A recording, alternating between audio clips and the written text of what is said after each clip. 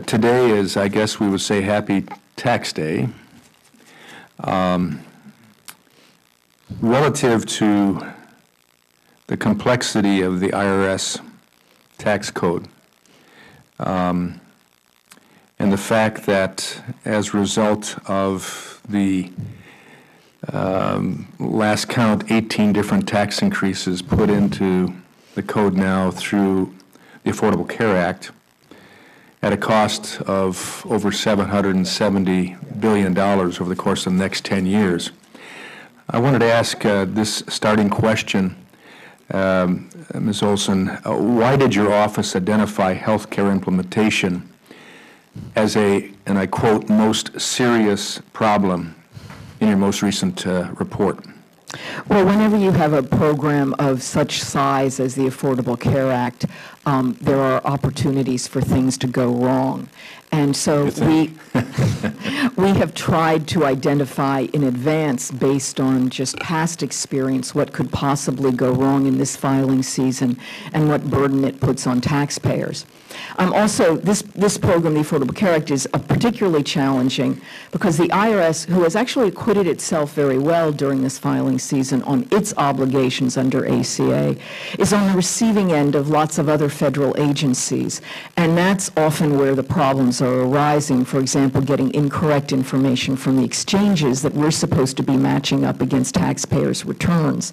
We didn't create that information. We're just on the receiving end of it. Is that part of the problem for the 800,000 people who got wrong information? That's correct. Probably going to pay for?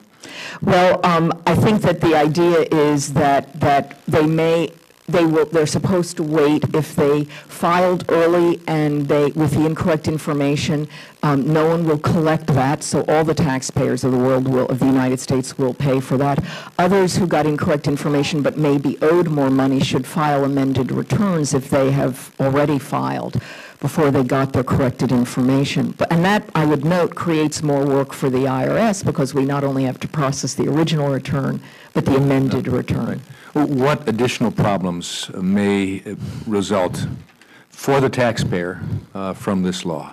So we are seeing some issues where taxpayers aren't aware that they are eligible for an exemption of the individual shared responsibility payment, and so they may be either paying the penalty or we may be sending them a bill when in fact they may not have to pay it.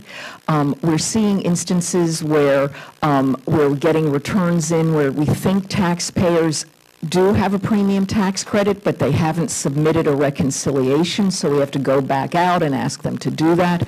So all of these touches take time and bring in phone calls.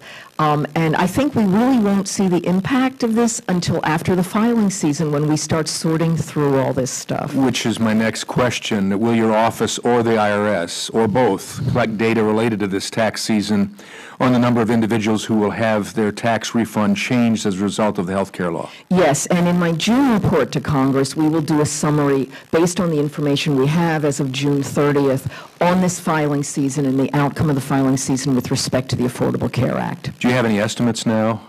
Or guesstimates? I really don't. I do know, and this is an interesting thing, that as of this week, the IRS was still looking for 1.5 million returns from taxpayers who should be getting the premium tax credit. I think a lot of taxpayers held off to the last week of the filing season because they were concerned whether they would owe or not.